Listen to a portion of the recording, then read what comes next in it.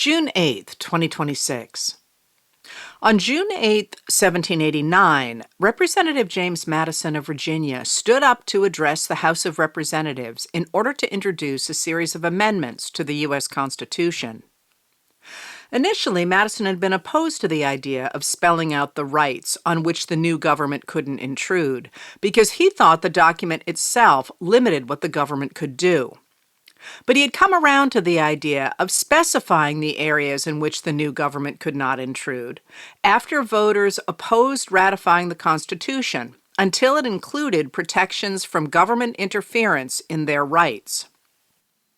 When Madison rose to introduce his amendments to the Constitution, 10 of which would eventually be adopted and become the Bill of Rights, the Constitution had been ratified, but ratification had stalled.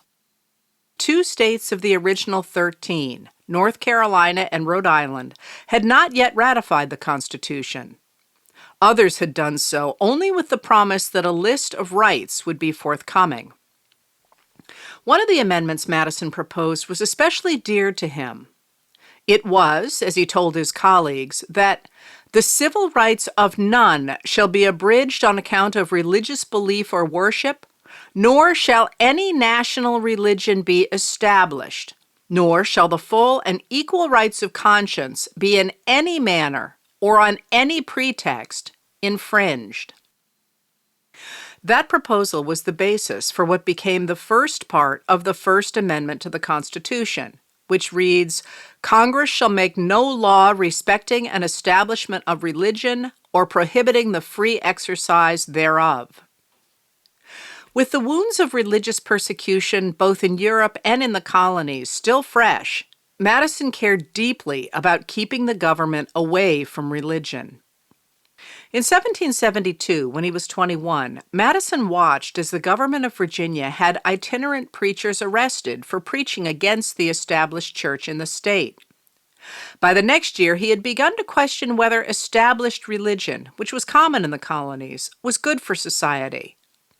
By 1776, many of his broad-thinking neighbors had come to believe that society should tolerate different religious practices. He had moved past tolerance to the belief that men had a right of conscience. In that year, he was instrumental in putting Section 16 into the Virginia Declaration of Rights. It reads, "That religion, or the duty which we owe to our Creator, and the manner of discharging it, can be directed only by reason and conviction, not by force or violence.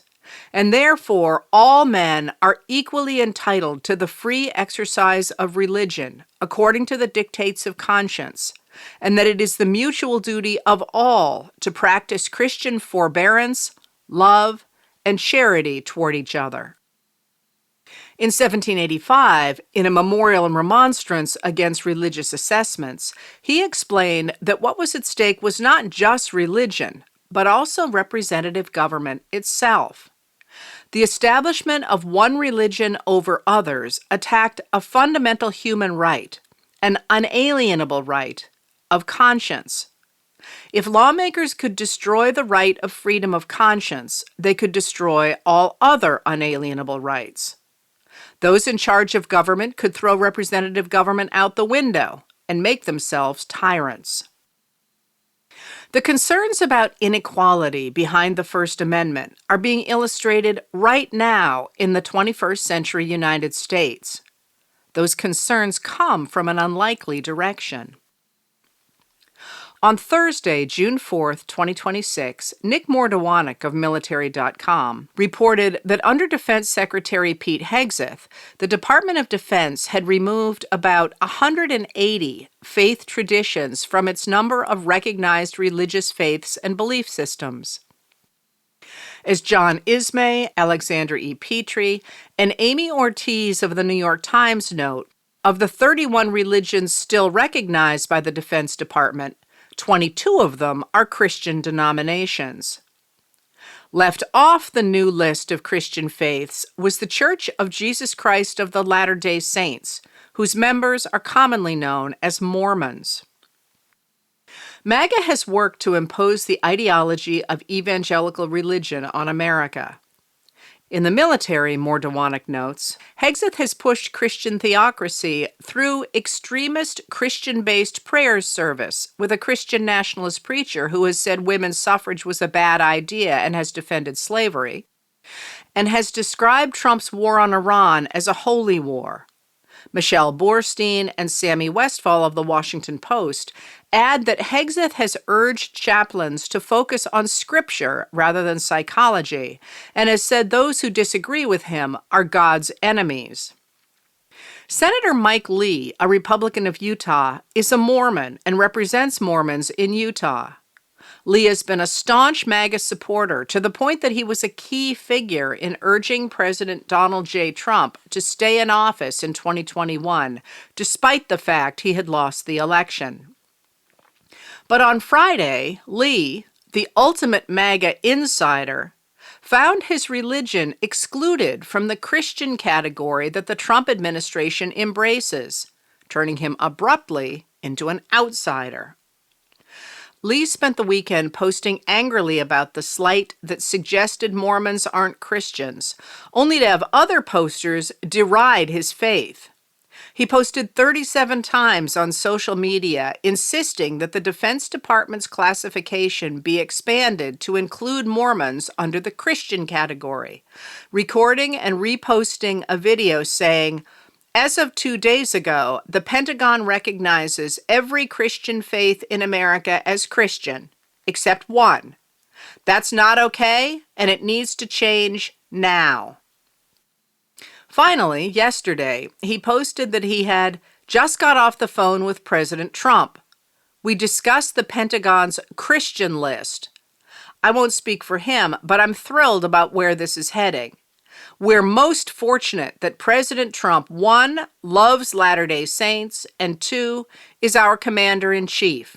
Stay tuned." Today, the Defense Department edited its list of religions so that no group is labeled Christian. Lee posted that he was grateful to Hegseth for correcting the error and said he agreed with Hegseth's statement that the Pentagon's job is not to adjudicate theological debates, but instead to ensure sincerely held faith is respected and encouraged in our ranks. Madison and those who wrote, debated, passed, and ratified the Bill of Rights believed that making people's religion, their right of conscience, depend on the approval of the president would destroy self-government. A former U.S. Army chaplain told Mordawanek that the Defense Department's limit to the religions it recognized was horrible. "When I raised my hand to become an Army chaplain, I swore that I would support and defend the Constitution. The First Amendment is the free exercise of religion for everybody. That's what I was buying into." Referring to the revised list, the former chaplain added, "As far as I'm concerned, that's a violation of the United States Constitution." On June 8, 1789, Madison urged his colleagues to pass the new amendments to demonstrate that those who had pushed the adoption of the Constitution were as sincerely devoted to liberty and Republican government as those who opposed it, and that those who wanted a strong new government were not, in fact, trying to lay the foundation of an aristocracy or despotism. "It would be a good thing," he said, "to cement support for the government by reassuring Americans that those in favor of the new government had no wish to deprive them of the liberty for which they valiantly fought and honorably bled." Letters from an American was written and read by Heather Cox Richardson. It was produced at Soundscape Productions, Dedham, Massachusetts. Recorded with music composed by Michael Moss.